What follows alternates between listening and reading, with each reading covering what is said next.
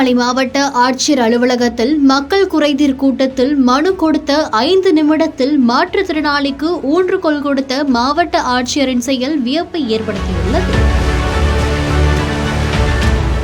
திருவண்ணாமலை மாவட்ட ஆட்சியர் அலுவலகத்தில் வாரந்தோறும் திங்கட்கிழமையன்று மக்கள் குறைதீர்வு கூட்டம் நடைபெறும்.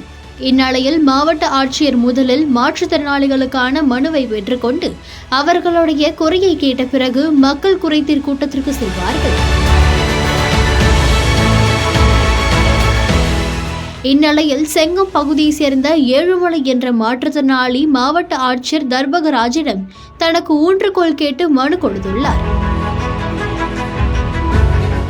அவர் கேட்ட அடுத்த 5 நிமிடத்தில் மாவட்ட ஆட்சியர் மாவட்ட மாற்றுத்திறனாளி நல அலுவலரை தொடர்பு கொண்டு உடனடியாக மாற்றுத்திறனாளி ஏழுமலைக்கு ஊன்றுகோல் அளித்த நிகழ்வு மாவட்ட ஆட்சியர் அலுவலகத்தில் உள்ள மாற்றுத்திறனாளிகளுக்கு இடையே பெரும் நெகிழ்ச்சியை ஏற்படுத்தியது.